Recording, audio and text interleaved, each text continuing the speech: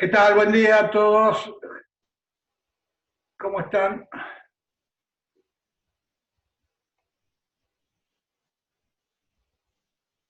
Buen día Camila, buen día Lautaro, buen día Gastón, Alejandro, Flor, Mariana, Manuel, Nico.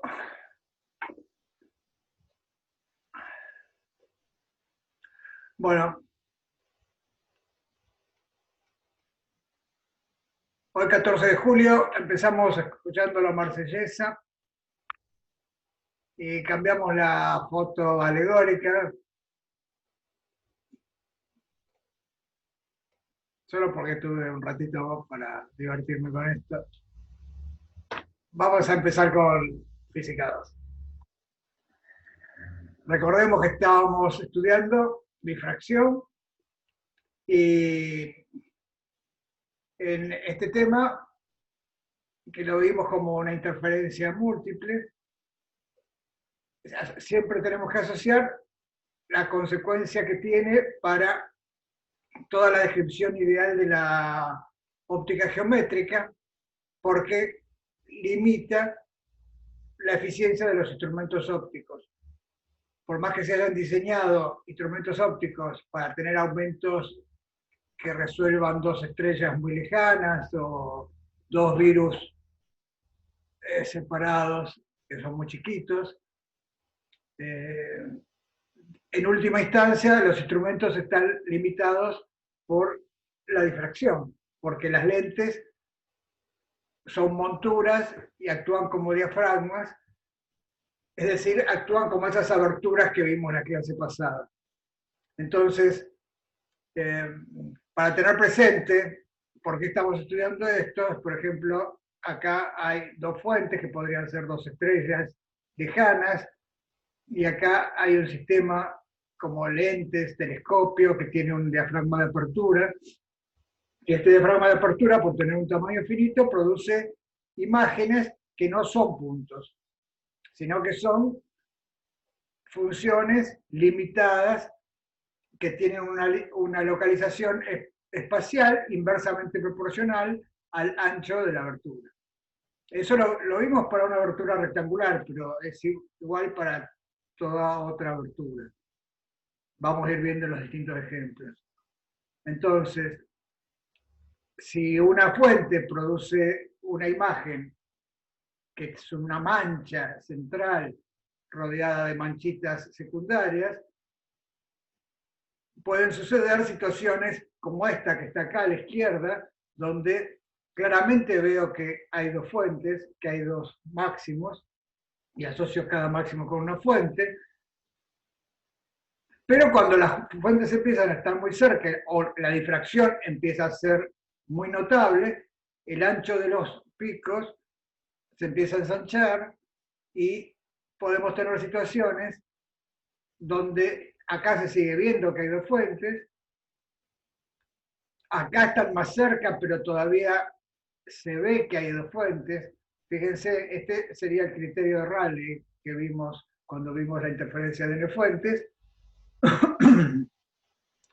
Y esto ya sería superando el criterio de Rayleigh, donde entonces se ve un solo máximo y es lo que esta sería la figura de difracción.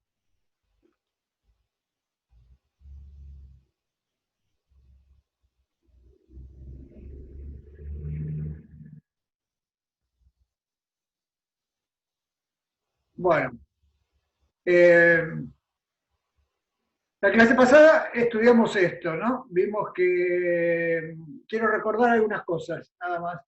Vimos que poniendo en marcha el principio de Huygens-Fresnel, calculamos la perturbación en un punto arbitrario P y sumábamos las fuentecitas que estaban en el plano XY.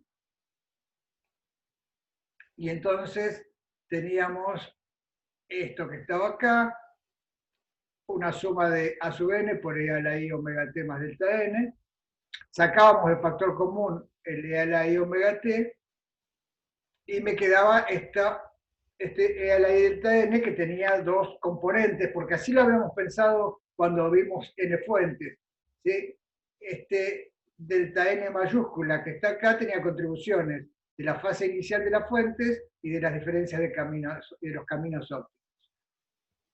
Y la amplitud con que de cada una de las onditas que estábamos sumando, de acuerdo al principio de Huygens-Fresnel, esa era proporcional y estaba en fase con el campo incidente. Y entonces poníamos el campo incidente, que era una función de las coordenadas en la abertura, y como eran ondas esféricas, eran inversamente proporcional a la distancia. Y fíjense que lo de en fase está acá, en realidad, está en este delta n minúscula. ¿Sí? Es decir, que las cosas que tienen que ver con la onda incidente sobre la abertura es la amplitud incidente y esta fase incidente. Y después, bueno, hacíamos la aproximación del campo lejano y entonces aproximábamos el R chica por el R grande menos esta parte, que es K sub X, K sub I. Y lo que quiero que noten bien es que lo que hace referencia al campo incidente está en la exponencial y en la amplitud. En la exponencial porque tenía que ver con la fase inicial de cada fuente, ¿no? Y en la amplitud porque la amplitud de las onditas era proporcional a la amplitud de la onda incidente. Pero fíjense que a esta altura, cuando usamos notación exponencial, podríamos haber juntado el delta n minúscula, lo podríamos haber factorizado, e a la i delta n, y haber juntado el e a la i delta n minúscula con esta amplitud incidente y haber considerado una amplitud compleja. ¿Sí?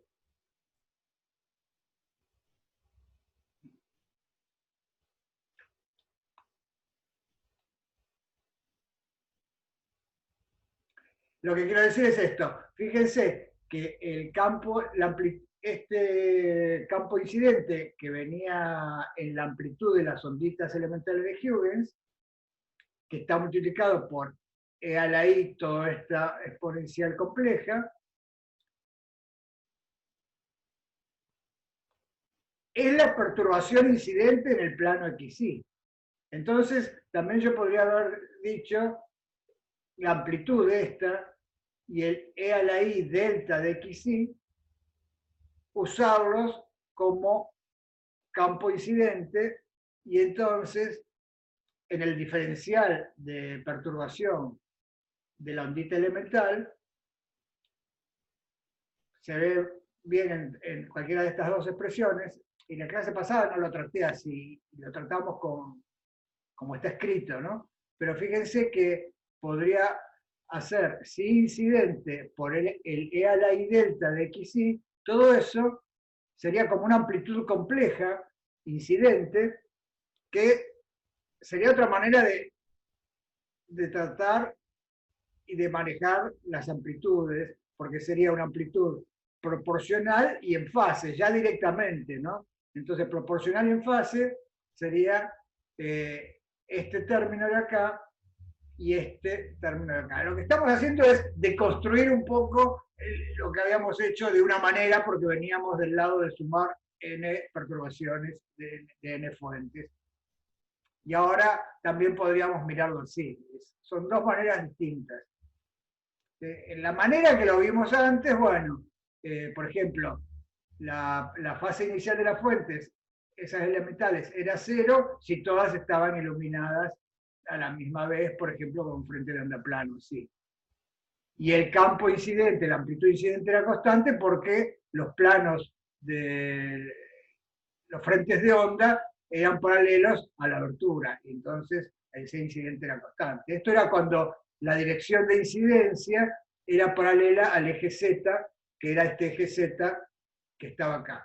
Estoy recordando esto porque lo vamos a usar intensamente ahora y entonces quiero que recuerden quién es el eje Z, las coordenadas en la abertura de entrada, las coordenadas en el punto de observación y quiénes son este delta y esta amplitud incidente, que la podemos tratar como una amplitud incidente compleja. ¿Sí? Nada, bueno, dicho esto, seguimos usando el principio de Huygens-Fresnel como está acá. ¿Sí? Y quizá también me gustaría recordar que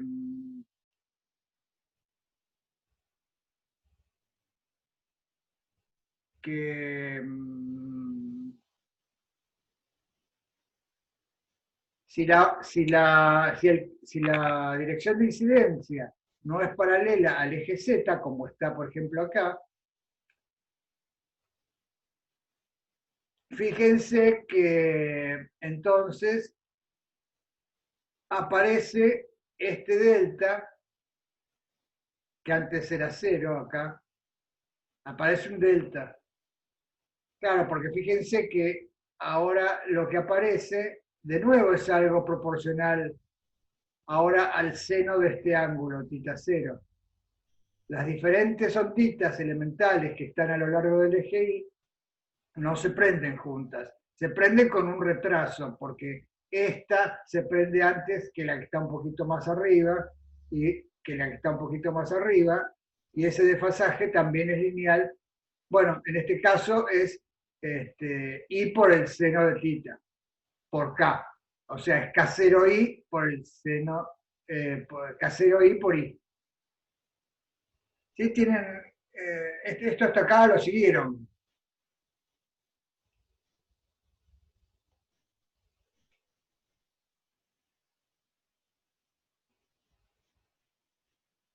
Bien, porque perdí, a ver.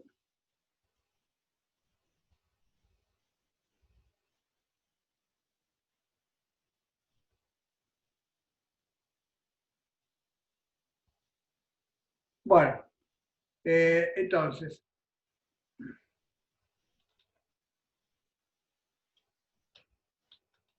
perdón, ahí hice bien.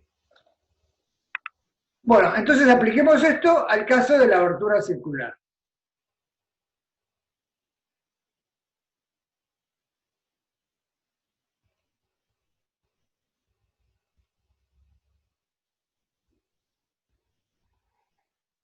Sí, la abertura circular en el plano. ¿Se acuerdan que la clase pasada hicimos la abertura rectangular? La abertura rectangular era fácil porque esta integral doble, que era una integral de superficie, como la exponencial se puede factorizar en un término que depende solo de x y en un término que depende solo de y, me quedaba una integral en x y una integral en y que tenía la forma de los senos de algo sobre algo. Y eso vimos la clase pasada, que entonces teníamos una situación muy parecida a la del zinc, pero ahora era un producto de zincs en 2 dimensiones. ¿Sí?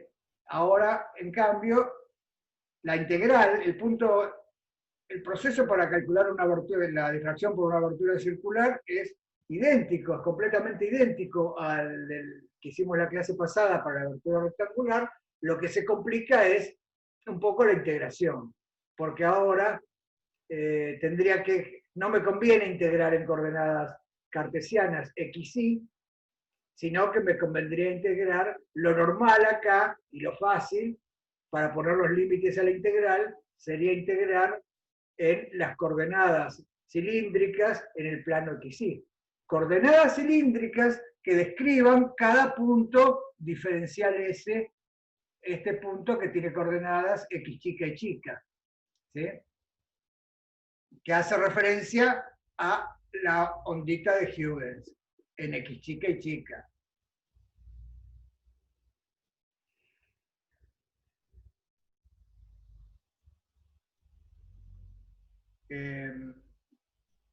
Entonces voy a hacer un cambio de coordenadas. En vez de describir los puntos de las fuentes que están interfiriendo en el plano x chica y chica, que están en el plano x chica y chica, mediante coordenadas cartesianas, las voy a describir mediante sus coordenadas cilíndricas.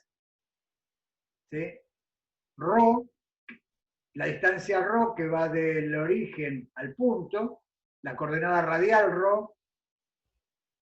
¿sí? Y la coordenada angular u, la llamé u para no hacer lío con tantos i, fi, titas y cosas, vamos a llamarla u a la coordenada angular, entonces, que va desde el eje x al radio.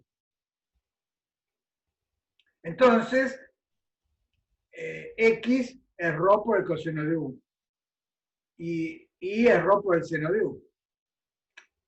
Lo mismo voy a hacer en el plano de observación. El plano de observación no me va a convenir entonces describirlo en coordenadas x grande y grande, sino que me va a convenir describirlo, porque seguro que va a tener simetría de rotación, si esto tiene simetría de rotación. Entonces me va a convenir describirlo en coordenadas, de nuevo, radiales y angulares en el plano que es grande y grande. Y entonces voy a usar para cada punto P, en vez de referirme al punto P por sus coordenadas x grande y grande, me voy a referir al punto P por sus coordenadas radial Q, que sería la distancia que hay desde el eje, desde el centro del sistema, del cero del sistema, que es grande y grande, hasta el punto P, y por su coordenada radial B, que es el ángulo entre el eje X y el vector posición en el plano de observación. ¿Sí? Entonces, esto es importante. Nada, primero que vamos a hacer un cambio de variable. ¿Sí? Las coordenadas de integración son x chica y chica. Es decir, que van a terminar siendo ρ y u. Entonces voy a pasar el diferencial de superficie, que es diferencial x diferencial y, lo voy a pasar a un diferencial de superficie que sería un ρ de phi, un ρ diferencial u, por un diferencial ρ.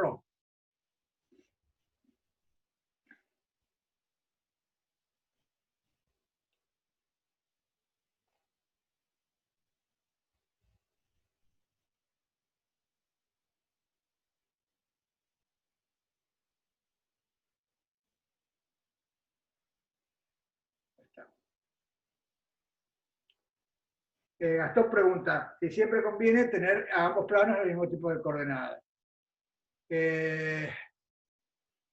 Bueno, en el plano de observación no es tan importante tener el mismo tipo de coordenadas, pero en este caso, por la simetría que tiene el objeto, el diagrama de difracción también va a tener una simetría similar, y sí, me va a convenir. En general, conviene. En algún otro caso no, pero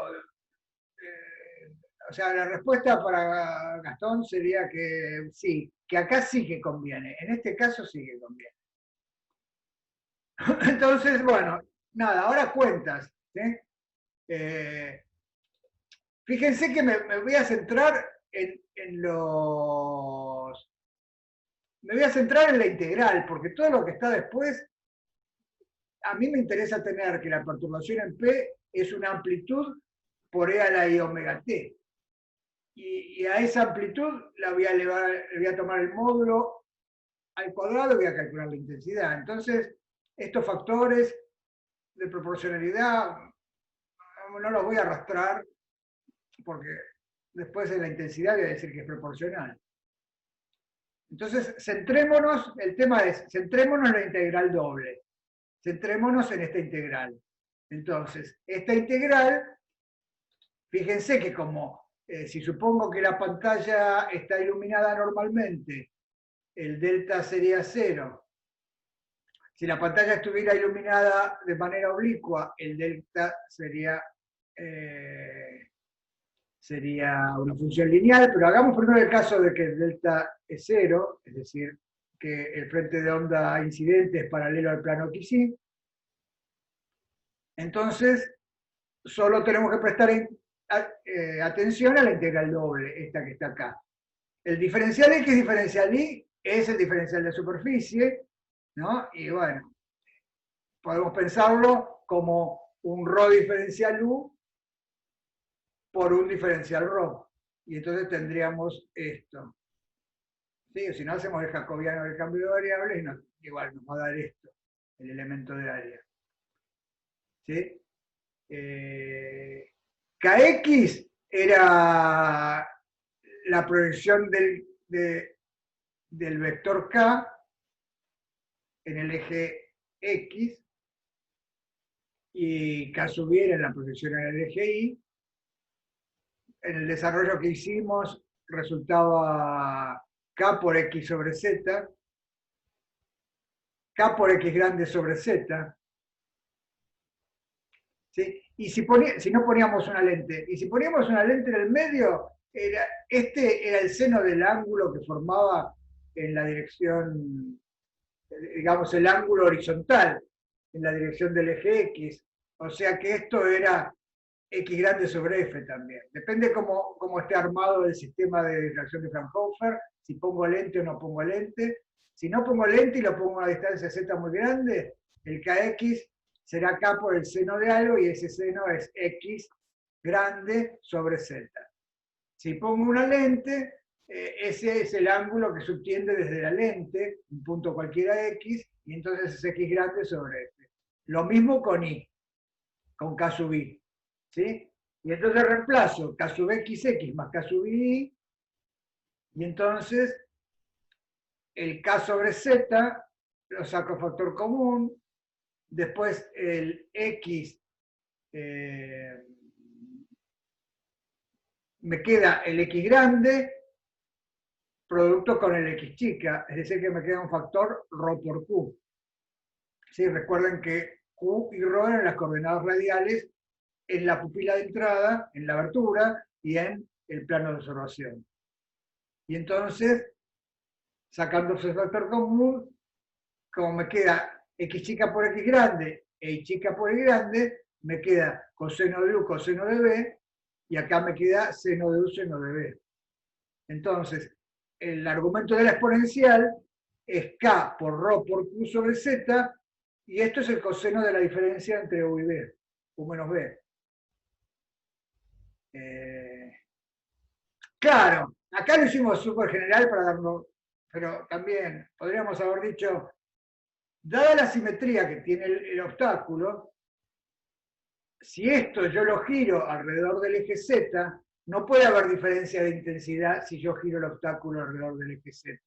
Entonces, el diagrama de difracción no puede depender del ángulo B corta, ¿sí? Del ángulo B corta donde estoy observando. Yo podría hacer el cálculo para B corta igual a 0, es decir, sobre el eje X grande, y después eso va a tener simetría de rotación. Y eso es lo que me está diciendo esto, que depende del coseno de u menos b, quiere decir que la orientación relativa entre estos dibujitos no es importante. Que hay simetría de rotación alrededor del eje z, quiere decir. Entonces, por ejemplo, para no seguir con cuentas feas, voy a poner b igual a 0. ¿Sí? Y después voy a decir que vale para cualquier otro B, porque tiene simetría de rotación. Entonces, en el punto de observación me sitúo sobre el eje X, y eso quiere decir poner B igual a 0. Y entonces la integral me queda E a la I, el K por ρ por Q, y acá me falta un Z, dividir por Z acá. ¿Sí? Me queda un E a la I, K, ρ, Q sobre Z, coseno de U. ¿Sí? Bueno, y acá viene quizá la dificultad ahora en física 2, porque esta integral no es fácil de calcular. Resulta que esta integral no se puede expresar en términos de funciones elementales, sino que resulta una función como nueva. Es una función nueva que Es más, pertenece a una familia de funciones que se llaman funciones de Bessel, y esta integral que está acá, la integral angular, ¿sí? Me da, la integral angular me da una función de Bessel, se llama función de Bessel de orden cero. Facundo pregunta, ¿quiénes son U y B en el esquema? No los marqué, ¿no? Porque para no complicar acá el dibujo, pero B corta, ¿sí? Es la coordenada angular del punto P, P grande, P mayúscula. El punto de observación, P mayúscula, tiene coordenada radial Q minúscula y tiene coordenada angular B. Facundo, ¿ves? B sería este angulito acá. ¿Lo ves? No, no lo dibujé, digo, ¿lo entendiste? Genial. Y lo mismo, U sería el angulito entre el eje X y el radiovector ρ que está acá. Entonces ese sería el angulito de la fuente, que forma la fuente elemental que estoy considerando. Y este sería el angulito que forma el punto de observación donde estoy mirando. Esos dos angulitos, ¿sí? El resultado, la interferencia en ese punto, no depende de U y de B por separados, de cómo está el punto de observación y cómo está el punto de la fuente, sino que depende, con esta cuenta que hicimos acá, lo que vimos es que depende entonces de la diferencia de U menos B. Y es lógico que sea así porque si yo giro este objeto, no me doy cuenta que giró. Es decir, que el resultado físico también tiene que manifestar eso de que no me di cuenta de que giré el objeto. ¿Sí? Entonces, por eso tomé B igual a 0. Simplemente para simplificar un poco las cosas que acá se estaban poniendo feas, puse B igual a 0. Y entonces hago la integral, esta que es una función, es una integral realmente simple de vista, y también es simple cuando uno se familiariza con estas funciones que se llaman funciones de Bessel, que van a aparecer en toda la física. Siempre que se trabaje con simetrías cilíndricas, van a aparecer estas funciones. O sea, esta integral que está acá pertenece, es más, es bien sabido que estas integrales que tienen integrales exponenciales de esta pinta, que son un poquito más generales que esta, ¿ven? Que la que nos tocó a nosotros nos tocó esta integral, pero hay integrales más generales que tienen, en vez de tener e a la i algo coseno de u diferencial u, tienen e a la i, tienen un término más, con m por algo.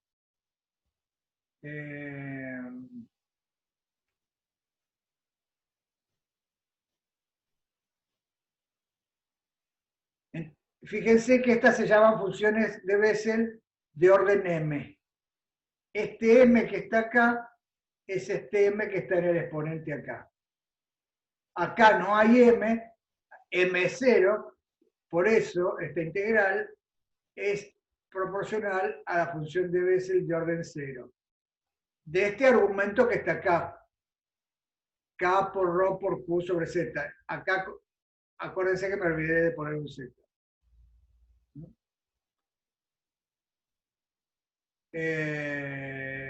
Nico dice, si no deberíamos integrar respecto a ρ la exponencial.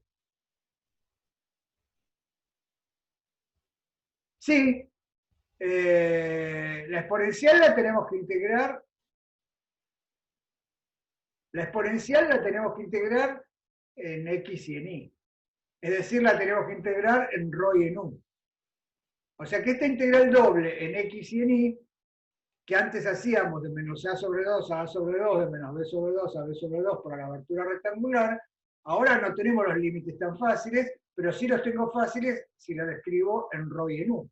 Entonces tengo que integrar en ρ entre 0 y el radio de la abertura. Y en U, en 2pi. ¿Estás de acuerdo, Nico?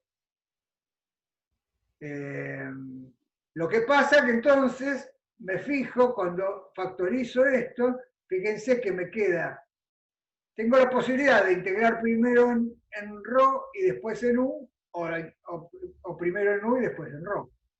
Elijo integrar primero en U y el ρ todavía me queda esta integral. Saqué multiplicando el ρ con el diferencial. Claro, sí, sí, acá, entonces por eso hago la integral a U, a ρ constante. Estoy integrando en U.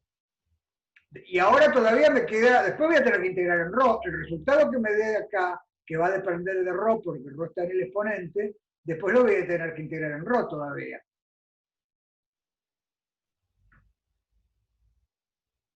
Claro, el resultado va a ser independiente del orden en que integre, pero me conviene integrar así porque primero, porque me aparece la función de Bessel directamente. De la otra manera, seguro también me tiene que aparecer. Lo que pasa es que está el ρ acá y entonces no voy a tener, mira, sí, sí, fíjense, ¿por qué primero integro primero en U? Porque tengo esta expresión que está en tablas que me dice que integrales de este tipo, sin el ρ acá, ¿ven? Estas integrales de este tipo ya son estas funciones de ρ. Entonces, me conviene usar este resultado y después integrar en ρ. Buenísimo. Entonces, la integral en la coordenada angular me da esta función de Bessel de orden 0, de un argumento que tiene ρ por q sobre z. Y ahora todavía la tengo que multiplicar por ρ de ρ e integrar en ρ. ¿Sí? Ahora lo vamos a hacer. Antes quiero mostrarles que estas integrales de este tipo, entonces, son funciones que se escriben mediante una serie de potencias, igual que los senos y los cosenos, y forman una base para describir muchísimas funciones de coordenadas cilíndricas. Y bueno, son todas 0 en argumento 0, menos la J0 que vale 1. Y todas, fíjense que tienen infinitos ceros, igual que los senos y los cosenos. Lo que pasa es que no están equiespaciados en la coordenada de la que dependen. Y tampoco los máximos y mínimos tienen todos la misma altura. Pero también son parecidas a los senos y cosenos en este sentido. Tienen infinitos ceros e infinitos máximos y mínimos. Bueno, listo. Entonces, ahora pasamos a integrar lo que nos queda. Este 2pi está acá afuera y ahora me falta hacer la integral entre 0 y el radio, llamemos d al diámetro de la abertura. ¿Sí? Si d es el diámetro de la abertura, d sobre 2 es el radio, y tengo que hacer la integral esta entre 0, entre ρ igual a 0 y ρ igual a d sobre 2, de ρ por la J0. Y entonces, en las tablas que hay de funciones de Bessel, me conviene tener la J0 de un argumento y acá el argumento y acá el diferencial. O sea que tengo que hacer un cambio de variable. Para decirlo de manera corta, tengo que hacer un cambio de variable y inventarme esta variable que está dentro del argumento de la J, que es K por ρ por Q sobre Z. Y entonces me voy a fabricar una variable W que sea K por ρ por Q sobre Z. Y entonces, en vez de ρ, la voy a escribir en W y voy a sacar un factor afuera de la integral, y en el diferencial de ρ me va a quedar un diferencial de W y me va a quedar el mismo factor, y por eso me queda ese factor al cuadrado acá afuera. ¿Sí? Y entonces me queda la integral de la J0 por W, diferencial W, y resulta que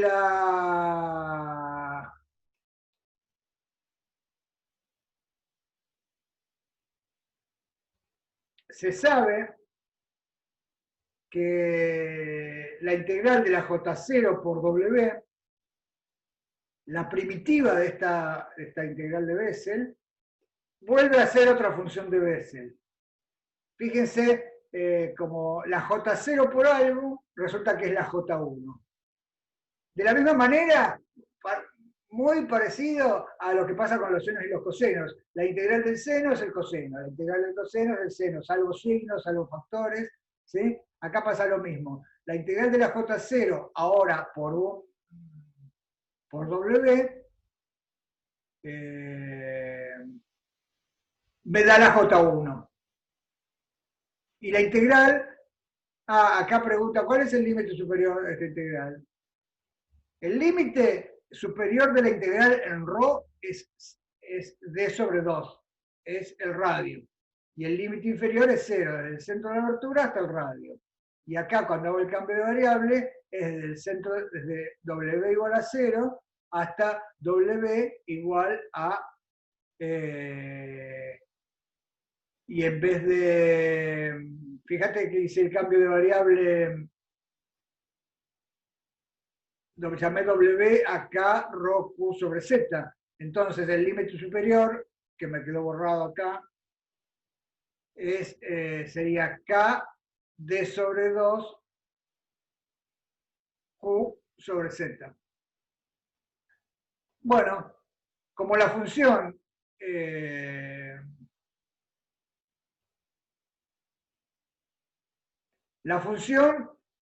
es el límite superior por J1. Digamos, esto no lo tienen que saber ahora, tienen que aceptarlo así, es así. Resulta que la integral entonces, en la coordenada radial que me quedaba, me queda esto, me queda la J1 de esta variable que se formó acá, que fíjense que es análoga a la que teníamos para la abertura rectangular, que era un medio de K por el ancho, por el seno de algo. ¿Se acuerdan? También en una rendija, un medio de K por B por el seno de tita. Bueno, esta variable es completamente análoga, es un medio de K por el diámetro, que sería lo que juega el papel del ancho de la rendija rectangular, y por el seno del ángulo subtendido por el punto P respecto a la lente, que sería Q sobre Z. Y entonces me queda la J1 de ese argumento, que sería el beta, el que llamamos beta antes, ¿se acuerdan? Dividido beta. Antes nos quedaba seno de beta sobre beta, ahora nos queda J1 por este beta prima sobre beta prima. ¿Sí? Es decir, que la... Y acá me quedaron factores, ¿sí? Fíjense, por ejemplo, me queda el diámetro del cuadrado, que está bien, porque resulta que como esto va a tener que ver que la amplitud sea proporcional al área total no obstruida, igual que en la rendija rectangular, que era A por B, me quedaba, y acá me queda D cuadrado, que es proporcional al área de la abertura circular. Pero bueno, más allá de todos estos factores, fíjense, el resultado es este, me queda la J1 de algo sobre ese algo. Igual que antes me quedaba el seno de beta sobre beta. Y entonces la intensidad va a ser proporcional al módulo cuadrado de esta función. ¿Sí? Y acá un detalle que es que, fíjense que la J1 vale 0 en 0, entonces en el centro de la abertura, que sería U igual a 0, coordenada radial 0, esto no está definido, tengo que hacer L'Hopital, y resulta que, igual que en el caso del seno de beta sobre beta, ese límite existe, pero en vez de tender a 1, tiende a un medio. ¿Sí? Entonces, por eso, como ese límite tiende a un medio, le puse este 2 acá, para que en U igual a 0, todo este corchete cuadrado valga 1. Y entonces, la intensidad, ese factor de proporcionalidad, todo eso lo junté en el I0, y la I0 es la intensidad, entonces, que hay en U igual a 0. Y es la intensidad máxima, ¿sí? Y esta función que está acá, nada, hay que graficarla, ¿sí? Pero ya se ve que acá, en el gráfico de la J1, es que después tiene un 0, después tiene otro 0, después tiene otro 0, tiene infinitos ceros. Y esta función está dividida por el argumento y tiende a un medio. Es decir, que la intensidad producida por esta abertura circular es lo que se llama, o sea, que dicho de una manera más formal sería el diagrama de difracción de Fraunhofer de una abertura circular es esta función, ¿sí? Y esta función, a este diagrama se lo conoce como diagrama de Airy.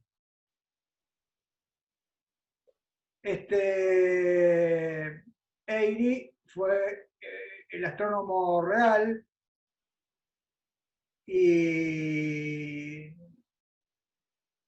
por eso, y descubrió estas manchas, las estudió, por eso se lo llama diagrama de Airy también. Y fíjense que en definitiva, este sería el gráfico de la función, que acá está graficado I sobre I0. I sobre I0. Es decir, está graficado el 2J1 de algo sobre algo. Y bueno, fíjense que cualitativamente es igual al seno de beta sobre beta. Es una mancha central que vale 0 en algún lugar y después tiene manchas secundarias y después 0, manchas secundarias 0. ¿Sí? A esta mancha, o sea que acá estaría graficado en 3D, ¿no? Serían anillos oscuros, una mancha central brillante que correspondería a la imagen geométrica. Cuando la abertura es infinita, el centro, esta mancha tendría que tender a ser cada vez más angosta, ¿sí? Y bueno, fíjense que pasa lo mismo que antes. Fíjense que el tamaño de la abertura, que es D, el diámetro, ¿sí? Cuando lo que está dentro del paréntesis tome el valor, este que veo acá, que es 3,83, ¿ven? Este 0 de la función de Bessel de orden 1, el primer 0 es 3,83. Entonces, cuando el argumento de la función de Bessel valga 3,83,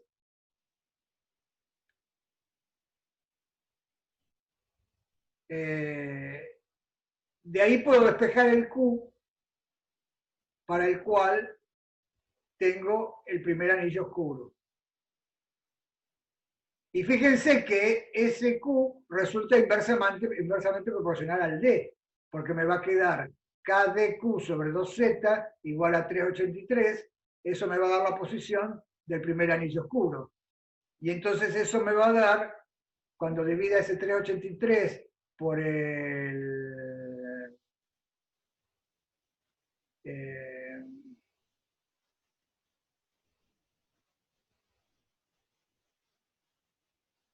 ese 3,83 por el 2pi, el 2 y todas esas cosas, me va a dar que el radio U1 del primer anillo oscuro es 1,22 por F sobre D por lambda. Igual que me daba antes, en el caso de la abertura rectangular, me quedaba que el ancho angular del primer cero del diagrama de la abertura rectangular era lambda sobre b directamente.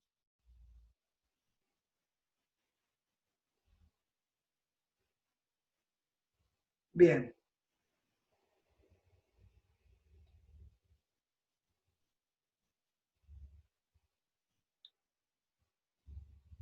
Y acá tendríamos, entonces, acá hay dos fotos de los diagramas.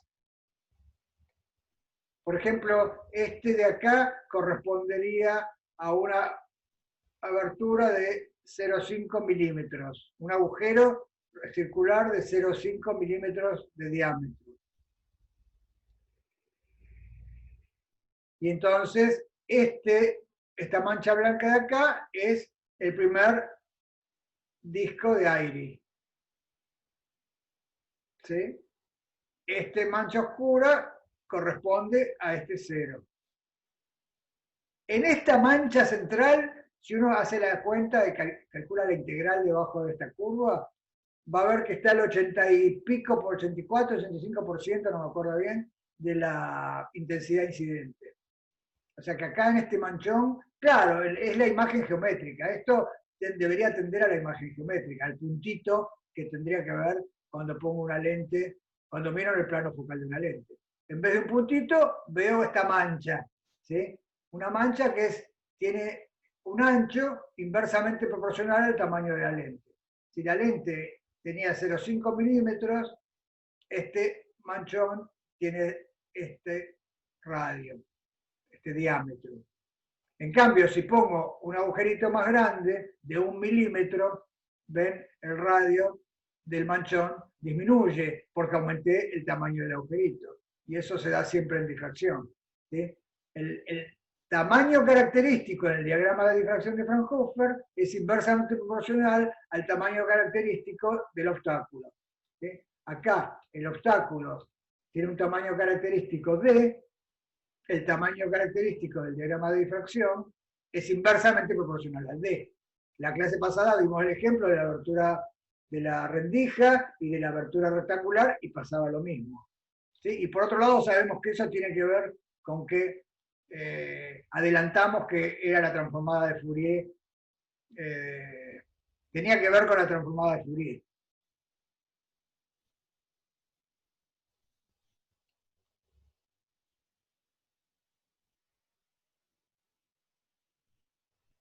Facundo comenta si esto claro, si tomáramos no un límite, pero el resultado es idéntico en cuanto a cualitativamente idéntico, porque eh, el tamaño característico del diagrama de difracción de la abertura rectangular que vimos en la clase pasada era en una dirección, en la dirección horizontal, ¿sí? Eso me daba el tamaño en la dirección horizontal era inversamente proporcional al tamaño del obstáculo en la dirección horizontal. Y teníamos entonces esas manchitas que bueno, que ahora no las tengo a mano, pero las tienen en el PDF de la clase pasada. Justamente terminamos con ese dibujo. No vamos a poder tomar lo mismo como límite porque la respuesta, Facundo, a lo mejor la estoy complicando, la respuesta es no. Tomando el límite para una abertura, no puedo llegar al mismo resultado en el sentido de que tiene distintas simetrías, pero cualitativamente el resultado es el mismo. Eso es lo que pasa. ¿Sí? Lo que pasa es que en el caso de la abertura rectangular, lo que tenía, en vez de tener este dibujo, si hubiera hecho el dibujo 3D para la abertura rectangular, lo que tenía eran máximos En el plano tenía un máximo central y después venían máximos secundarios para allá y máximos secundarios en la otra dirección. ¿Sí? Entonces tenía un producto de senos en X por senos en Y, y en ese sentido era lo mismo. Bien, genial. Ahí lo viste mejor.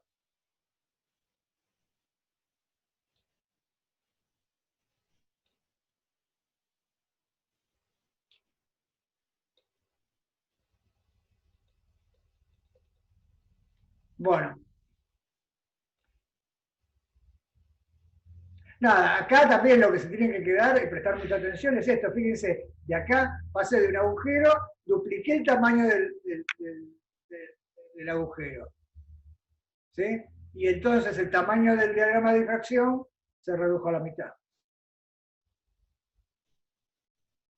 Esto, como dije en la primera transparencia, esto es relevante para resolver fuentes. ¿Sí? O sea, yo puedo diseñar un telescopio súper genial que calculo con la óptica geométrica que separa dos estrellas, una estrella binaria que yo a simple vista la veo como una sola estrella y con el telescopio la podría ver que en realidad son dos, y en realidad cuando voy y si no tengo en cuenta que hay difracción, me pueden pasar cosas como esta que está acá en la figura de abajo, de que cada estrella me da su diagrama de difracción, pero tan cerquita que la envolvente de las dos no me permite distinguir que hay dos estrellas. Sigo viendo un manchón. Y eso se dice que las estrellas no están resueltas, porque el instrumento no resuelve, el telescopio ese no resuelve esas estrellas. Lo mismo pasa si en vez de hablar de estrellas, hablo de dos virus que estoy mirando con un microscopio, y entonces pasa lo mismo. Puedo diseñar un microscopio súper poderoso y gastar un montón de dinero y si no tengo en cuenta la difracción, no me va a funcionar o me va a pasar lo mismo. ¿Mm?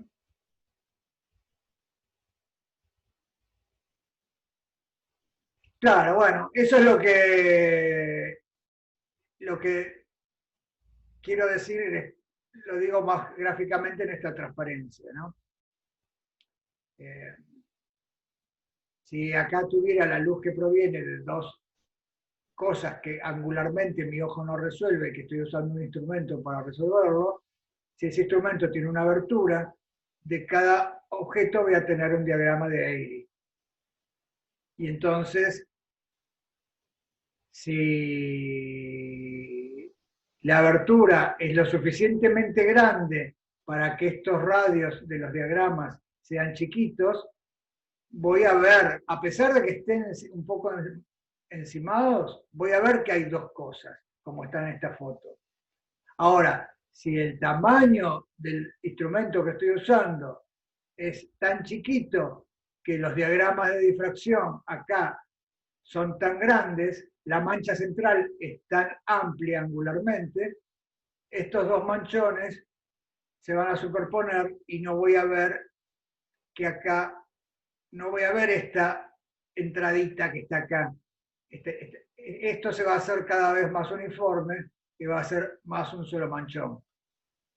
Va a perder la identidad de dos manchones, que por acá la mantiene, ¿sí? Y va a pasar a ser un solo manchón, y entonces se deteriora la resolución de un sistema óptico. Bueno, eh, vamos a hacer un intervalo ahora. Este es un buen momento para hacer un intervalo. Hagamos 5 minutos de intervalo.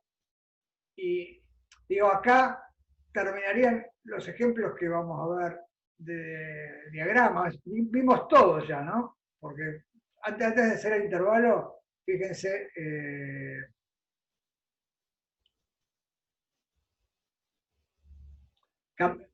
Camila preguntó, si se superponen totalmente, entonces no recuperan, no, claro, si se y aunque no se superpongan totalmente, como acá, mira Camila, como acá en este dibujito, ¿sí? Fíjate, acá tengo el diagrama de 1 y acá el diagrama de otro. No se superponen totalmente. Fíjate que no se superponen totalmente. El máximo de uno cae como todavía más adentro que el primer cero del otro.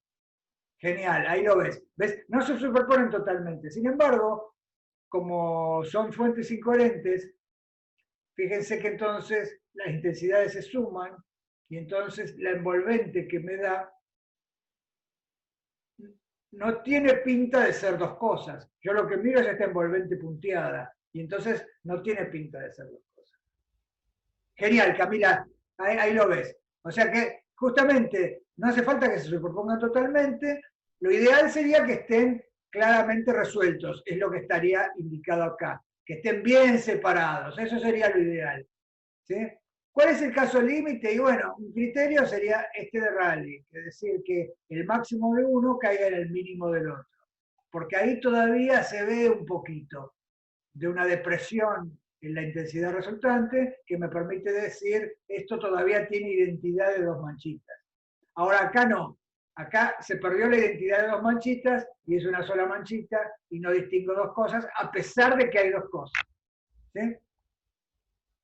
Bueno, entonces como resumen, fíjense que entre todo lo que estuvimos haciendo,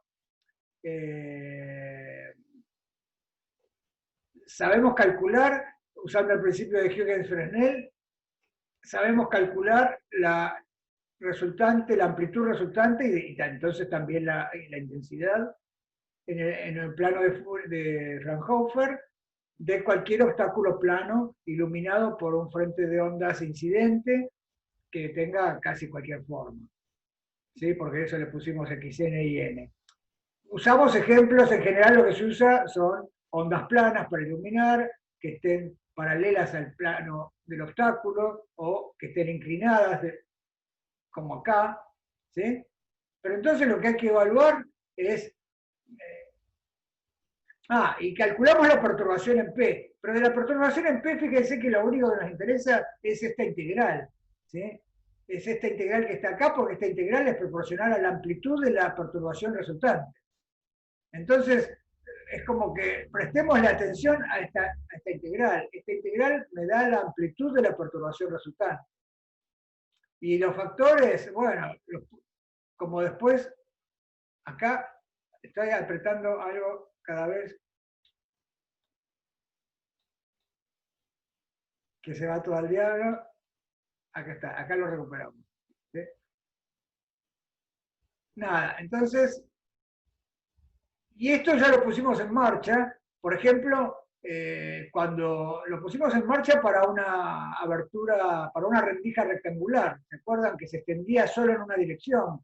Eso lo hicimos que lo van a hacer en la práctica haciendo esta integral, pero nosotros lo hicimos también, pero en vez de hacer la integral, lo hicimos sumando n fuentes y tendiendo al límite, pero es lo mismo que esta integral. O sea, que el resultado no lo voy a volver a hacer así como la integral porque ya lo hicimos de otra manera. Pero me da ese diagrama que es del tipo del seno de beta sobre beta. Después, en la clase pasada, lo hicimos para una abertura que no sea una rendija que se extiende infinitamente en una dirección, sino una rendija rectangular y me daba también una cosa que era un producto de seno de beta sobre beta por un seno de otro beta prima sobre beta prima. Hoy lo hicimos para una abertura que es súper importante porque es la que se usa en todos los instrumentos ópticos, las aberturas circulares.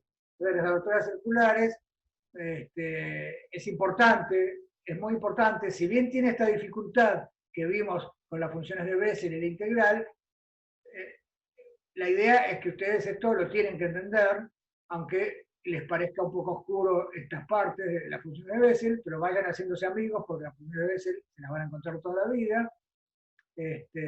Y nada, lo más relevante para física 2 es que el radio del anillo, del primer anillo oscuro, es esto, este resultado, cómo sale. Porque eso es lo que me limita y lo que me dice cuál es el tamaño característico de la mancha de difracción y es lo que me permite evaluar cuán bien resuelve un instrumento óptico. Dos fuentes. Entonces los problemas van a tener problemas de fuentes que están separadas angularmente y pasan por algún instrumento con un tamaño y van a tener que saber cómo poner en marcha si están resueltas o no, y es usando esta ecuación, recordándose esta ecuación y esto esencialmente. Este es el resultado más relevante. ¿Sí? Es más, si se quieren familiarizar, estas funciones están en Python, las pueden calcular, o sea, pueden repetir estos dibujitos. ¿Dónde estaban? Estos dibujitos de acá. Nada, es una cosa re fácil. Ponen en Python, se arman un arreglo con las jotas y van a sacar este gráfico que está acá. Nada, entonces bueno, sí, ahora sí, entonces hacemos un intervalo, a las 10:10 continuamos.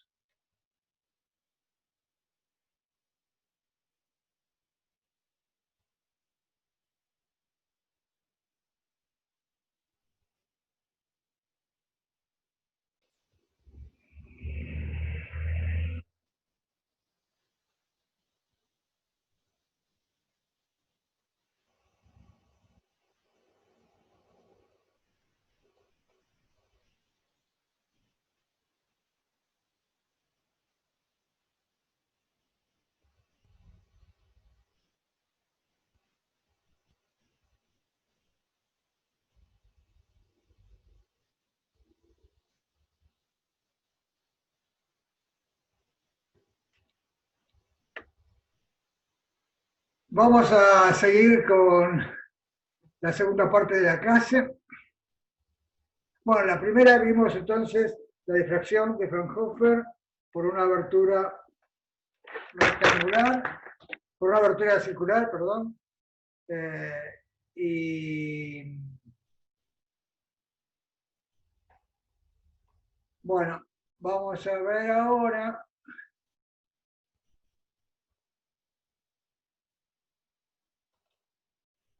una manera de manejar esas opciones que yo les dije que se podían manejar sobre el campo incidente en notación real o en notación compleja.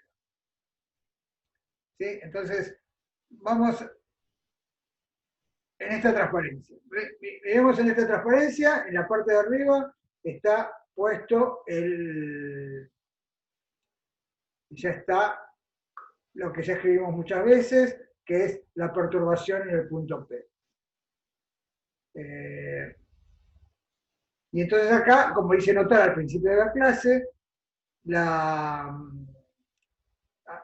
puesta en marcha de Huygens-Fresnel hacía que acá estuviera la amplitud de la perturbación incidente y acá en la exponencial estuviera la fase de la amplitud incidente. ¿Sí? Y entonces les dije, esto venía bien porque veníamos desde lo fundamental, que eran las n fuentes coherentes. Bueno, y dije la palabra coherente y me acordé que en el foro vi que alguien había preguntado, ahora no me acuerdo quién fue.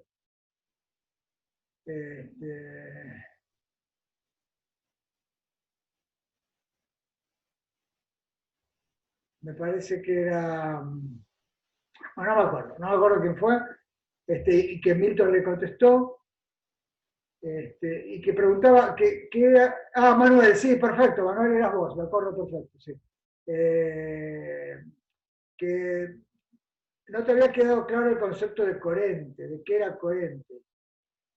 Entonces, Milton te dijo algo que es correcto, y es que es coherente, por ejemplo, que dos cosas que no son coherentes son dos polarizaciones perpendiculares.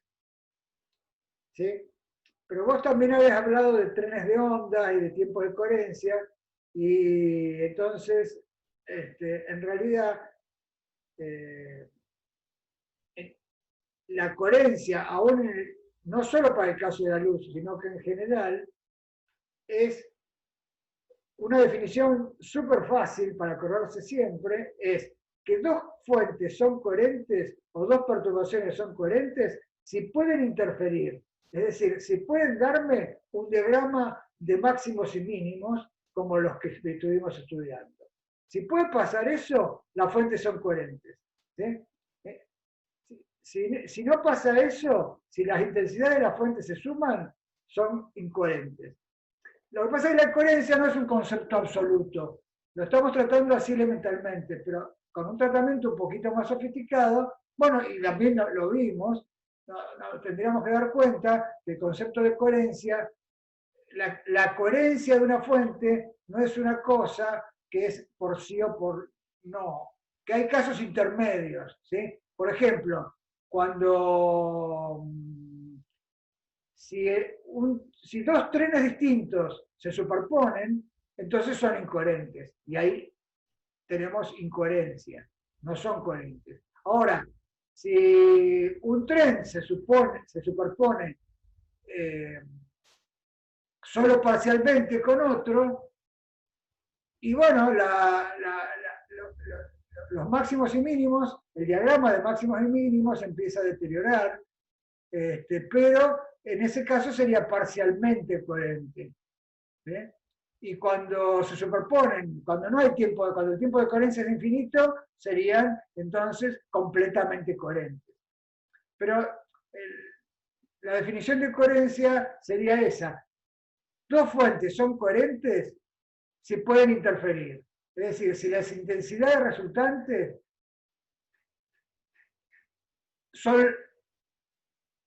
no son la suma de las intensidades, sino que hay un término donde aparece interferencia constructiva o destructiva.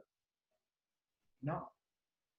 Entonces, bueno, en el caso de la luz, si son perpendiculares, claro, ahí dos polarizaciones perpendiculares no interfieren en el sentido de que no me dan máximos y mínimos. A lo sumo me dan otra polarización. En cambio, dos polarizaciones iguales pueden interferir si se superponen trenes que tengan la misma diferencia de fase. No sé si con eso no quería, era difícil de poner todo eso en el foro, no lo quise poner, pero no sé si te queda, si lo entendés. O sea que, claro, genial, bueno. Entonces, no me acuerdo por qué dije la palabra coherente, pero me hizo derivar por ese lado. Estábamos entonces en esta expresión, que era el principio de Huygens, la expresión matemática del principio de Huygens-Fresnel, y bueno. Y entonces, en esta parte quiero introducir una nueva función que hasta ahora no vimos, y que me va a permitir manejar el campo incidente, esta fase del campo incidente, y también me va a permitir manejar los límites donde se hace la integral. ¿Sí? Entonces, el marco del problema es este, entonces. Concéntrense en que tenemos esto, ahora es una cosa más teórica de cómo manejar esto, y que nos va a rendir, nos va a dar un lindo resultado analítico. Y es entonces, es cómo manejar el campo incidente, esta fase incidente, y cómo manejar los límites de integración. Tengan esto bien claro, que por eso vamos a hacer lo que viene ahora, en la segunda parte. Entonces, por ejemplo, ¿dónde se hace la integral? ¿Dónde se hace la integral esta en el plano x chica y chica? Les pregunto a ustedes.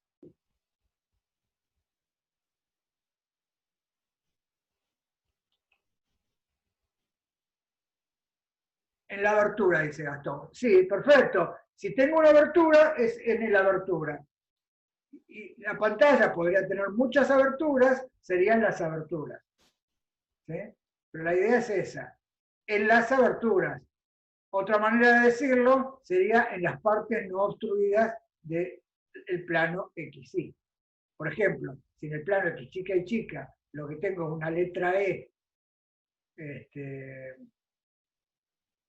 hecha o sea, está calada una letra E, y entonces esta pantalla es opaca, me resultaría difícil escribir, claro, se complicaría escribir los límites de la integral, ¿no? Sí, acá tendría que poner parte no obstruida o sobre la letra E. ¿Se dan cuenta? Entonces, fíjense que esto en el caso de la abertura rectangular, que vimos la clase pasada, era muy fácil, porque en ese caso hacíamos la integral en x entre menos a sobre 2 y a sobre 2, y en y entre menos b sobre 2 y b sobre 2. Y era todo fácil. Después pusimos una abertura circular, se complicó un poquito porque no podíamos trabajar en coordenadas cartesianas, x chica y chica, y pasamos a coordenadas polares, en el mismo plano. ¿Sí? Ahora con otros obstáculos se va a complicar. Entonces una manera de trabajar, y para seguir trabajando teóricamente desde una manera más abstracta y sin complicar demasiado de tener que estar escribiendo todas las veces partes no obstruidas o tratar de escribir los límites analíticamente, se puede introducir una función que se llama función apertura. En este caso, la función apertura sería una función, para este ejemplo de la letra E que dibujé acá, que no la dibujé yo, es un ejemplo de estar el Hedge. Está en el Hedge, pero no en la parte de difracción, sino en la parte de óptica avanzada, en uno de los últimos capítulos.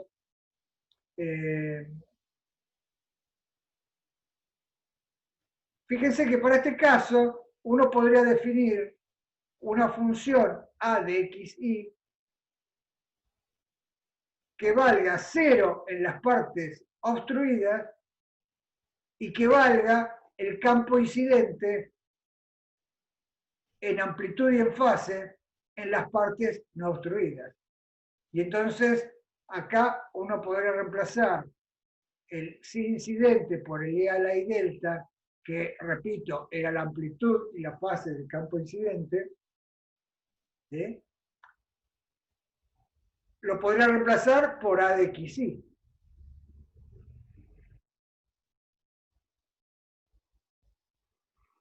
Entonces, fíjense, la función apertura, en el caso de la apertura rectangular, es, bueno, de nuevo, era una función que valía 0 en las partes obstruidas y valía el campo incidente en las partes no obstruidas. Acá lo mismo, podríamos, a cada objeto, a la letra E le podríamos asociar una función A de xy. Y después dejamos para más adelante el problema de escribir los límites, pero ahora podríamos seguir, si acá extendíamos la ventaja que tiene esto es que podríamos extender los límites de menos infinito a infinito en x y en y. Y entonces acá pondríamos la función a de xy. ¿Se entiende? Y entonces en el plano x grande y grande veríamos el diagrama de difracción de la letra E, que estaría acá indicado. ¿Sí? Y esperamos que esta línea vertical que está fuera del centro de la abertura esté asociada con manchitas en las direcciones, estas manchitas en la dirección horizontal. ¿Sí? ¿Se dan cuenta? Esta línea vertical de la letra E va a estar asociada con estas manchitas en la dirección horizontal, pero no centradas, porque esta línea no está centrada. ¿Se dan cuenta? Y en cambio, esta parte horizontal de la letra E también es como una rendija y va a estar asociada con difracción en la dirección Y, ¿sí? Con manchitas en la dirección Y. Y entonces, si uno se familiariza con este método, uno podría reconocer que hay una letra E mirando esta manchita que está acá. Justamente lo que vamos a obtener es la relación entre las manchitas en el plano X grande y grande con la función de apertura A. Hacia eso vamos. ¿Sí? Entonces acá este ejemplo se entendió. Si yo tuviera la letra E, podría hacer esto. Y entonces,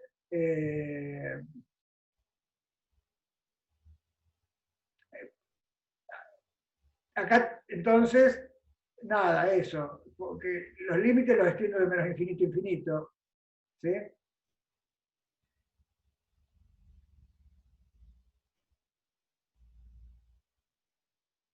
Esto ya lo dije, es que usamos, sin decirlo, una función de apertura al integrar entre menos a sobre 2 y a sobre 2, entre menos b sobre 2 y b sobre 2. ¿Sí? Y fíjense, estos también serían aberturas como esta o como la de la letra E. Este diagrama del código de barra o este diagrama del código Q. Son cosas que valen, si estos diagramas fueran en una pantalla transparente, las partes blancas y opacas las partes negras, también tendría una función a de xy, este tendría otra función a de xy, y esta función a de xy vale 0 en las partes obstruidas y vale el campo incidente en las partes no obstruidas. O sea que la transferencia del obstáculo es ese factor que multiplica al campo incidente. En esta abertura es 0 en las partes obstruidas, eso es lo que quise decir acá, ven acá, este 0 es que en las partes obstruidas la función apertura vale 0, y este 1 es que en las partes no obstruidas la función a de xy vale directamente el campo incidente, sin desfasarlo, sin multiplicarlo por nada, es directamente el campo incidente. Pero todas estas aberturas, entonces, donde la función vale 0 o 1, esta abertura se llama de amplitud, porque el campo incidente no está desfasado, no desfasan el campo incidente.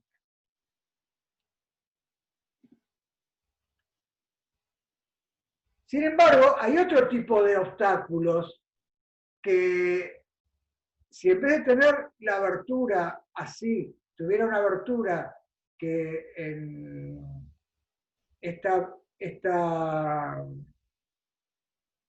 fuera una ventana de vidrio rugosa, por ejemplo, una ventana de vidrio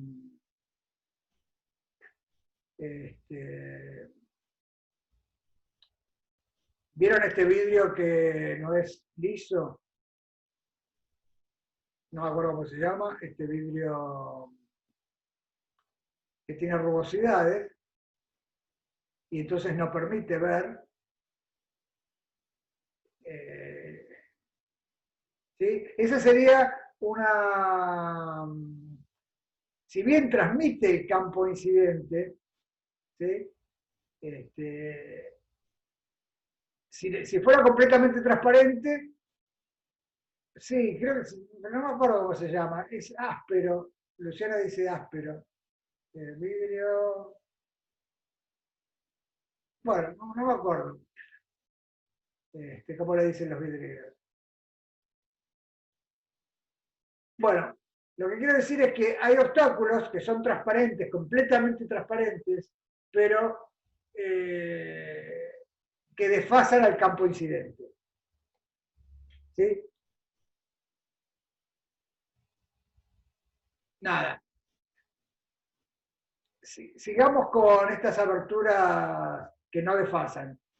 Fíjense que acá les conté esta rectangular, la de la letra E o la de los códigos de barras, ¿sí? Que valen 0 o 1, en el sentido de que es las partes opacas vale 0 y en las partes transparentes, no obstruidas, valen 1 por el campo incidente. Sí, pero fíjense que antes de llegar a los vidrios estos, esmerilados se llaman, Luciana, ahí me acordé, vidrios esmerilados, creo que es.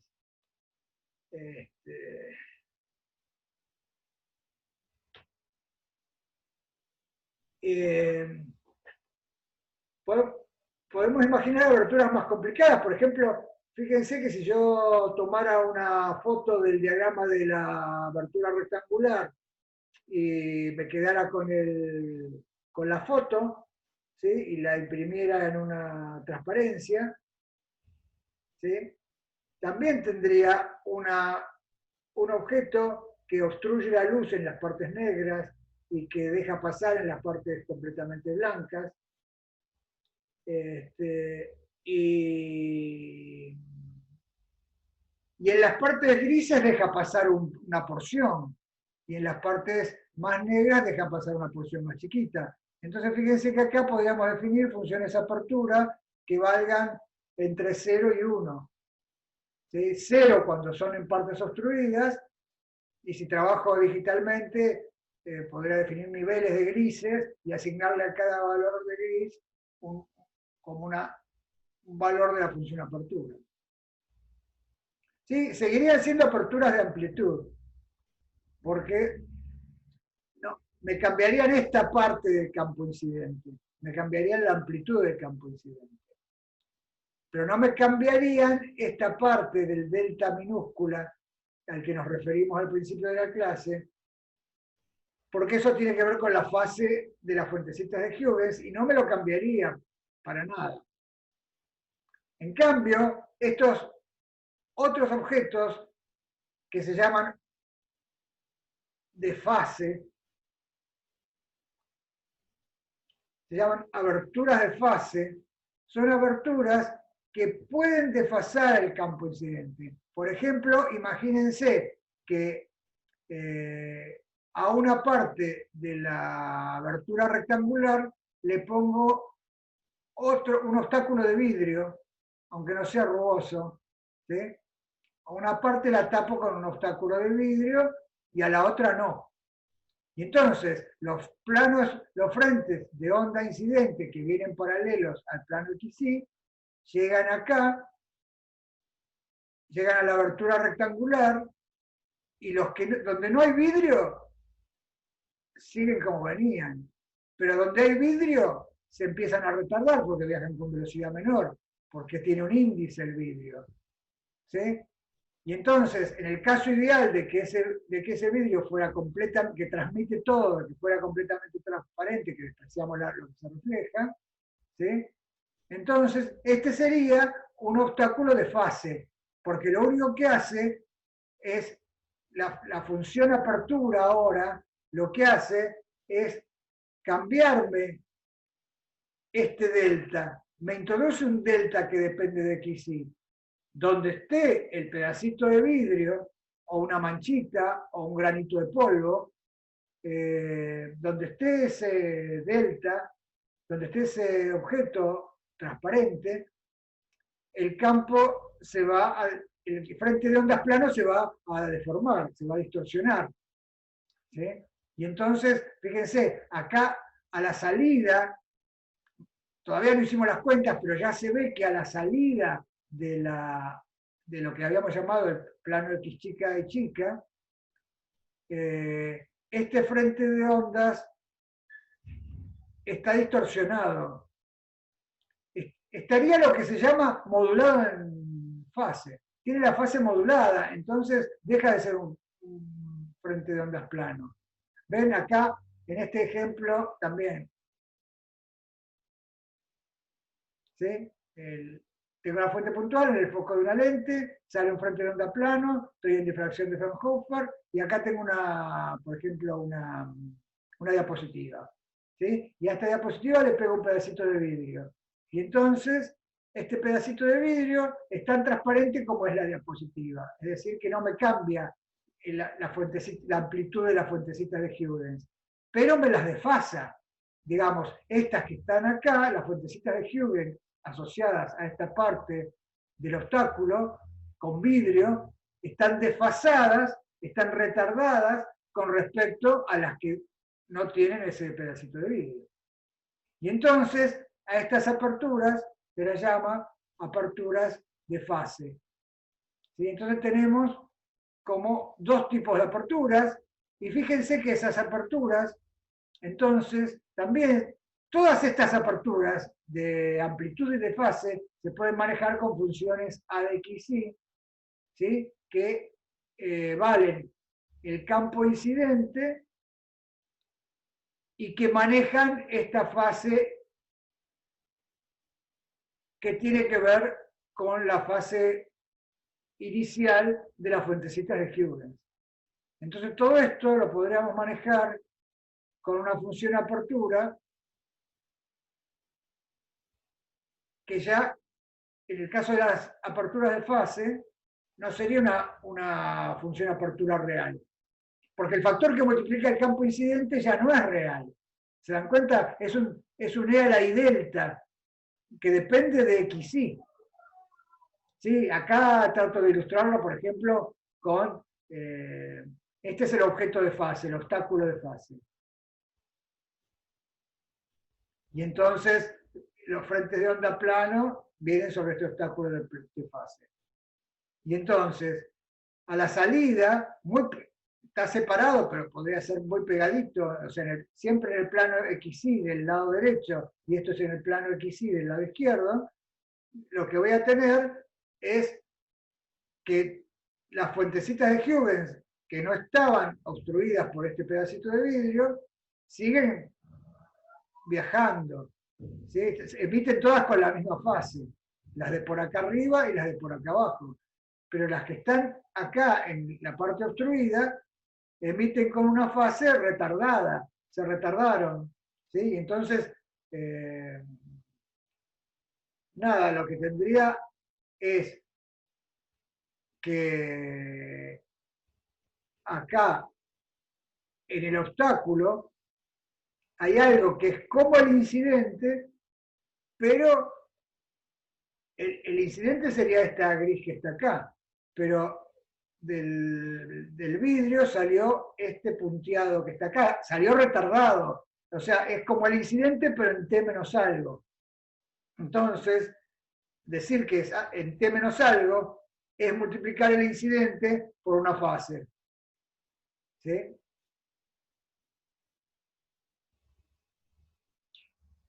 Y uno tendería a pensar que esa fase va restada, pero no va restada porque sí que va restada, pero en realidad va sumada porque se acuerdan que era E a la I omega T menos K por los caminos. Y entonces lo que iba acá era la diferencia de caminos, y entonces esa fase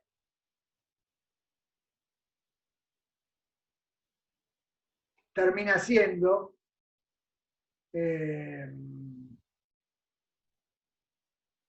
proporcional al espesor.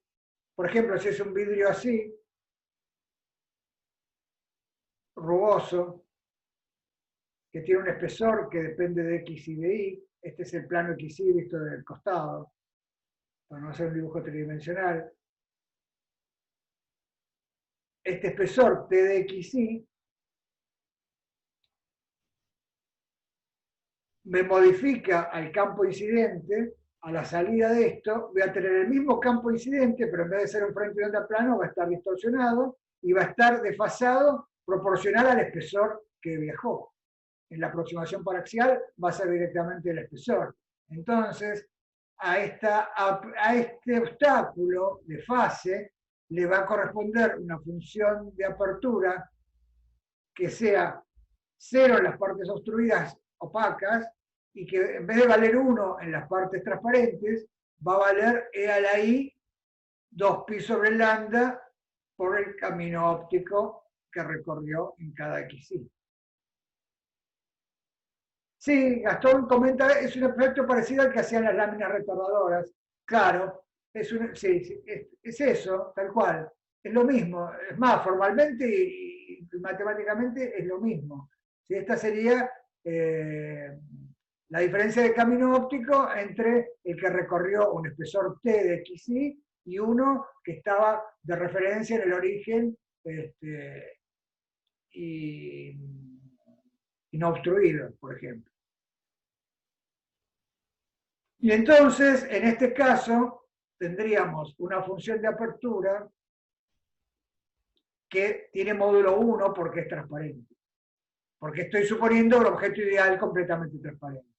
Como suele pasar, por ejemplo, en los microscopios para ver organismos como, eh, micros, como amebas o cosas más chiquitas todavía, que son casi agua, son casi transparentes, ¿sí? Pero nuestro ojo no ve las variaciones de fase. Entonces, los microscopios ópticos no me dan unas imágenes buenas de estos objetos tan chiquitos.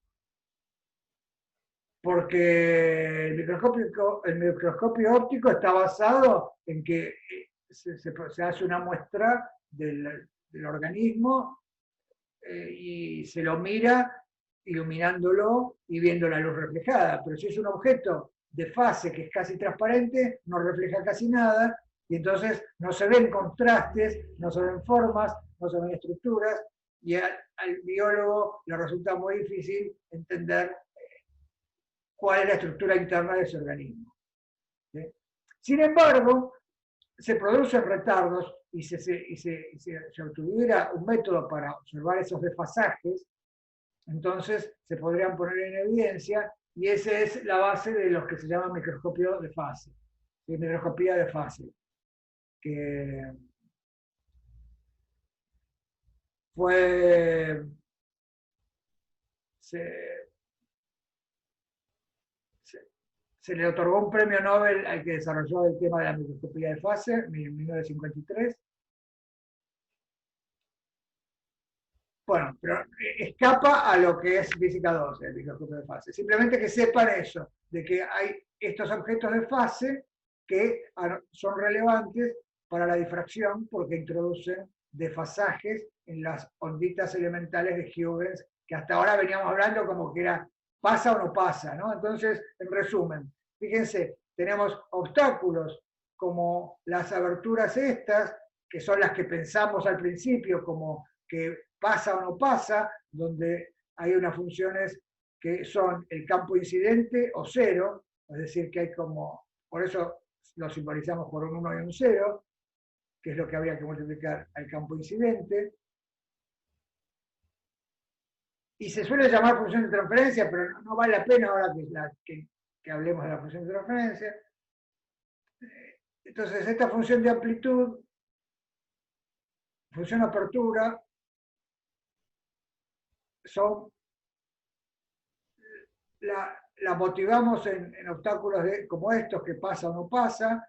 También vimos que podrían ser obstáculos como estos, donde pasa todo, no pasa nada, o pasan cosas intermedias, ¿sí? Que se estaría caracterizada por transferencias de este tipo. Y después tenemos obstáculos que son de fase solamente, donde pasa todo, pero pasa desfasado, ¿sí? Y que es análogo a las láminas retardadoras, como mencionó Gastón recién, ¿sí? Y entonces, el caso general de los obstáculos de la vida real son una combinación de todas estas cosas. Entonces va a haber funciones de apertura que sean solo de fase, solo de amplitud, o cosas que sean combinación de amplitud y de fase. Entonces, fíjense que, por un lado, nos dimos cuenta de que lo que estamos haciendo vale para muchísimo más de lo que estábamos pensando, ¿no?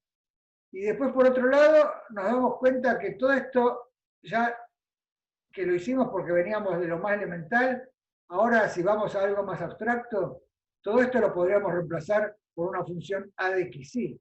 El psi incidente por e a la y delta de xy lo podríamos reemplazar todo por esta a cursiva de x chica y chica. Y es lo que se llama función apertura, y que puede ser una función, como ya dijimos, real, puramente real en los obstáculos de amplitud, o puramente o compleja de módulo 1 en los obstáculos puramente de fase, o cosas intermedias. En general compleja con módulo no 1 si el obstáculo es de amplitud y de fase.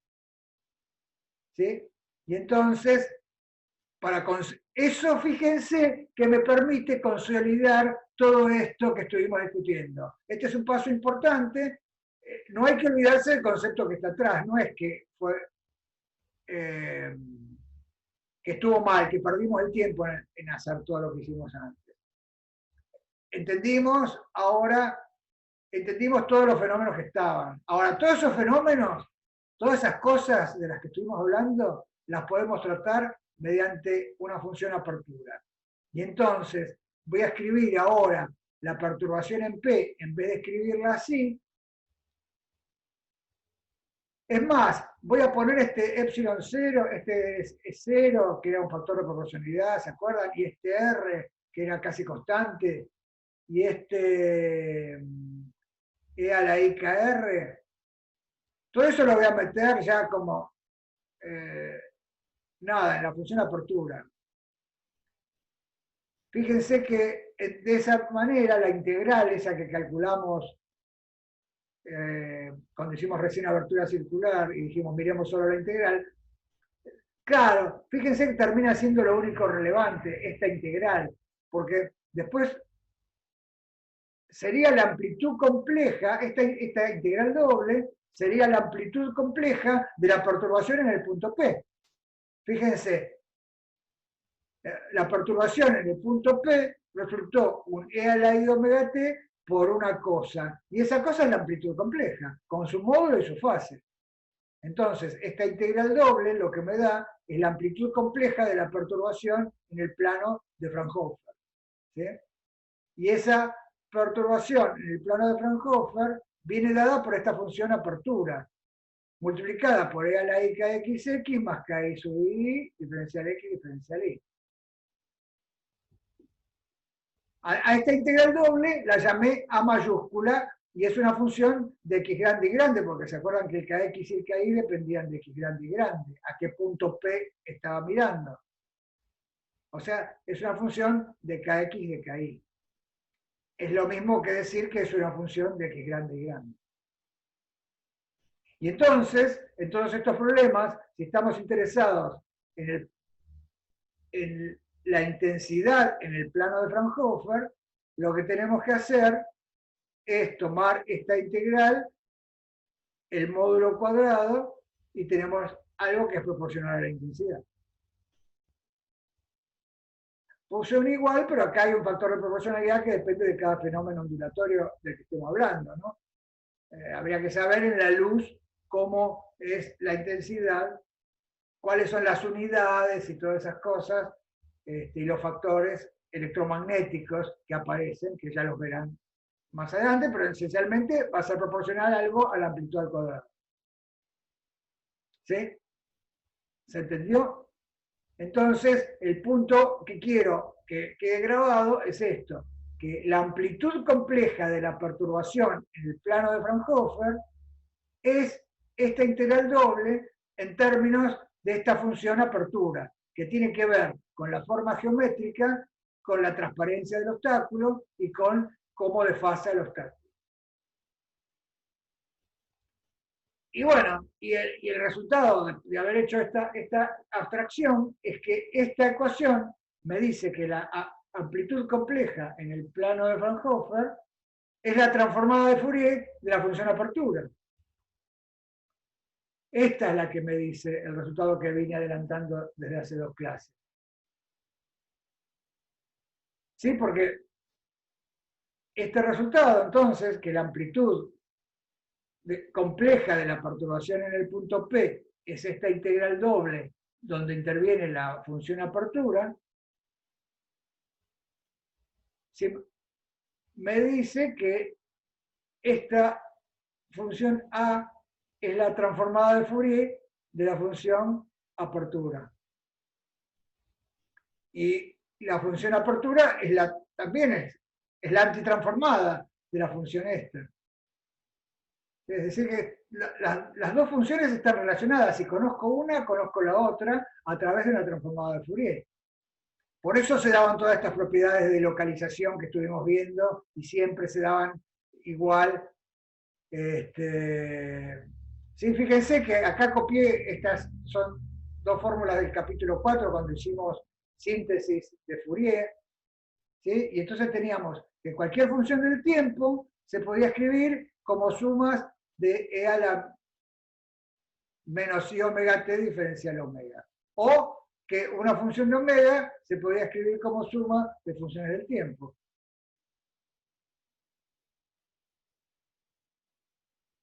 Entonces fíjense que, bueno, formalmente es lo mismo, claro.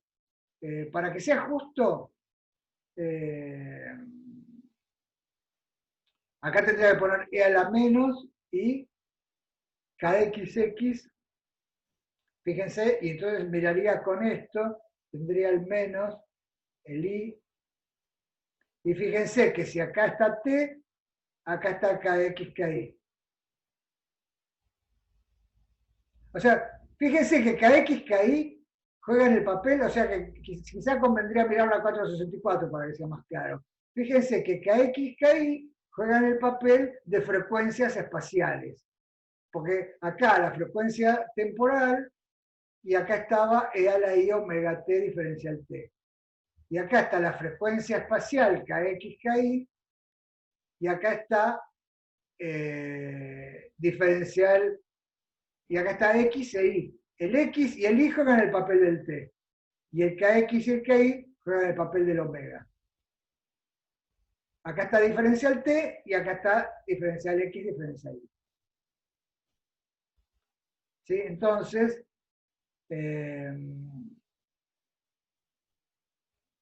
nada, esto es una transformada de Fourier bidimensional. ¿Sí? Estas eran transformadas de Fourier unidimensionales, y entonces esta función y esta función están relacionadas por expresiones análogas a estas dos. Si yo quisiera esta en función de esta, también aparecería un 1 sobre 2pi por cada integral, o sea que aparecería un 1 sobre 2pi al cuadrado si quisiera tener la función apertura en términos de la función amplitud en el plano de Fraunhofer. Por eso, esto es como el paso cero.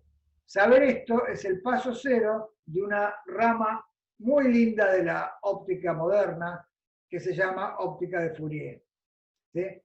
Es más, hay un curso de una materia optativa, justo se está terminando de dictar este cuatrimestre, y de posgrado también, que se llama óptica de Fourier, donde se ve cómo se puede explotar de maneras muy interesantes y donde se puede sacar mucho jugo porque se usa una herramienta poderosa que es el análisis de Fourier. Bueno, no podemos ver la óptica de Fourier por eso, porque es para un curso avanzado, pero sí quería que vieran algunas aplicaciones, por ejemplo, de esto. Por ejemplo, fíjense que esto me da un camino para construir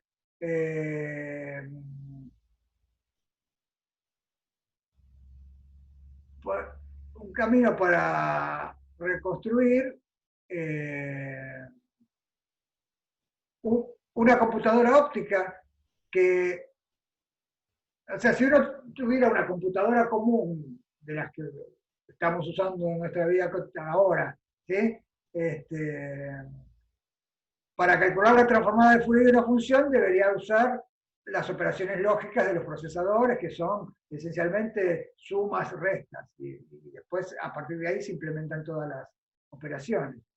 Y entonces, para construir la transformada de Fourier, tendría que usar las distintas funciones, calcular las integrales y hacer la integral numéricamente, y bueno, habría que escribir un programa para hacer eso. Y en cambio, si uno quisiera calcular la transformada de Fourier ópticamente, agarra la función que uno quiere estudiar, la función de dos variables, por ejemplo la letra E, la ilumina por un frente de onda plano, pone una lente y mira en el foco, en el plano focal de esa lente. Y en el plano focal de esa lente va a estar la transformada de Fourier de la letra E. ¿Sí? Y entonces, si después de acá pongo una segunda lente y miro en el plano focal de la segunda lente, en el plano focal de esta segunda lente voy a ver la transformada de Fourier de esta diagrama de difracción. Pero la transformada de la transformada de Fourier me vuelve a dar la misma función. Y bueno, y entonces en este plano volvería a obtener la letra E. ¿Se dan cuenta? Acá estaría invertida porque, bueno, por las lentes, ¿no? Por cómo están las lentes. Fíjense, acá está el dibujito de que un punto del frente de ondas acá pasaría así y la lente, el sistema de dos lentes lo mandaría acá abajo, ¿sí? Y por eso está invertida y dada vuelta, ¿no? Pero es la transformada de Fourier, de la transformada de Fourier me vuelve a dar la función original por una fase, o sea, acá está rotada. Pero si yo quisiera modificar y no tener la letra E y sacarle algunas cosas, podría trabajar en el plano de la transformada y haciendo modificaciones en el plano de la transformada, podría cambiar esto de acá. Y eso es lo que se llama filtrado espacial. Es decir, filtrar las frecuencias espaciales acá me permite reconstruir objetos que tengan ciertas características y que sean deseables o indeseables, ¿no? Por ejemplo, sacar características indeseables de este objeto lo podría hacer eliminando frecuencias espaciales que yo sé controlar. Para eso tendríamos que hacer esa materia optativa, ¿sí? Para ver cómo controlar la distribución de frecuencias espaciales acá y ver cómo reconstruir la imagen acá. Eso también es otra rama ahora de la tecnología, procesamiento de imágenes, filtrado espacial, se llama.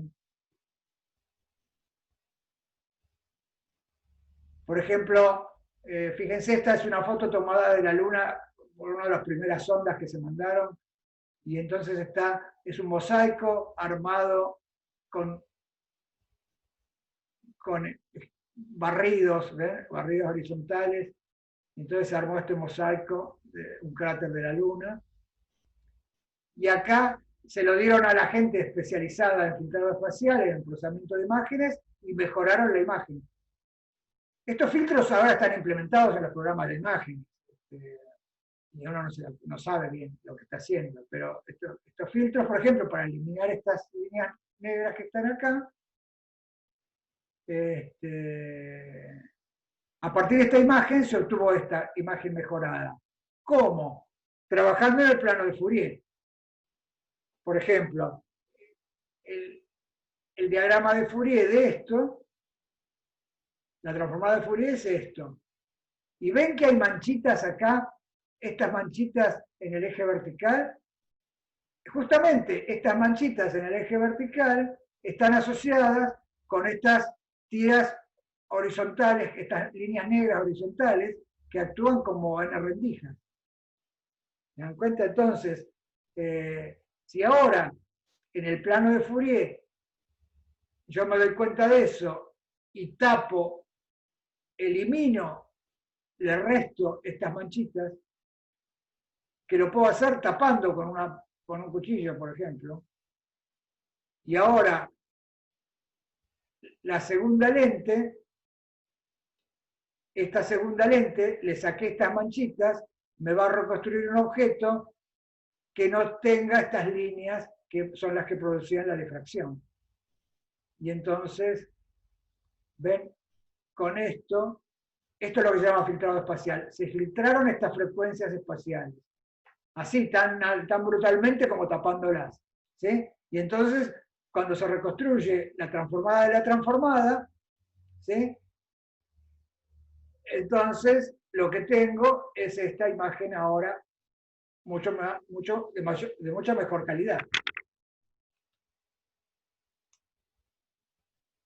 Bueno, entonces, acá dejaríamos el tema, porque el tema da para mucho más, tiene muchísimas aplicaciones muy lindas, incluso permite estudiar el tema de la coherencia de una manera más elegante, y que nos conduce a eso que comenté, de que la coherencia es una cosa que no es por sí o por no nada más, sino que hay situaciones intermedias. Bueno, nada más. Entonces, dejamos acá.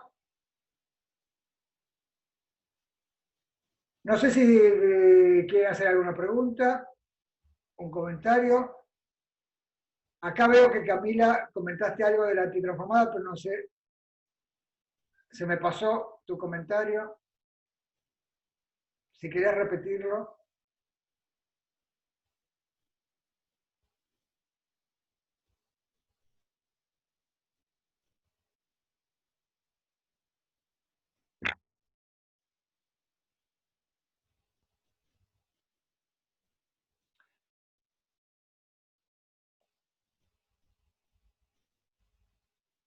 Ah, si la transformada era transformada,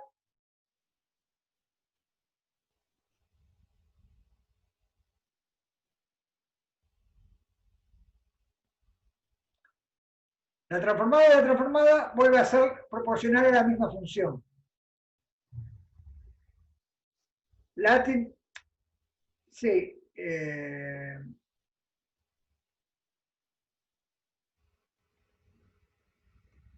Camila, para aclarar lo que comenta Camila,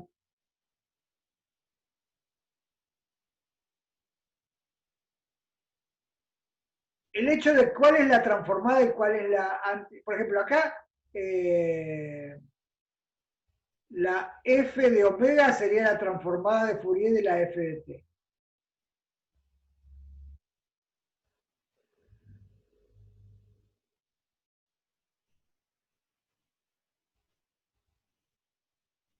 Y cuál es la transformada y cuál es la antitransformada es un poco arbitrario. Podría decir que la f de t es la transformada de Fourier de la f de omega.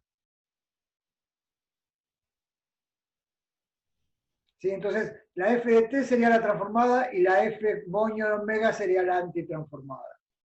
O al revés, la f de moño es la transformada y la f sin el moño es la antitransformada. Claro, se dice, y entonces la transformada de la transformada me vuelve a dar la función. En el caso de las lentes, me vuelve a dar la función por un factor de fase, en este ejemplo que puse acá, porque las lentes hacen estas cosas, ¿no? Que mostré acá. Pero esencialmente es lo mismo. O sea, es como que las lentes le agregan otros factores de fase que hacen que este punto venga acá abajo y este punto de acá abajo venga acá arriba.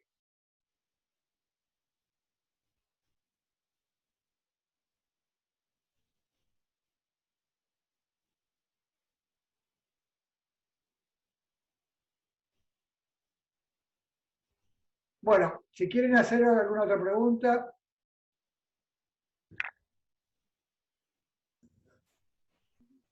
Hola María Luz. Hola Ricardo, ¿cómo andás?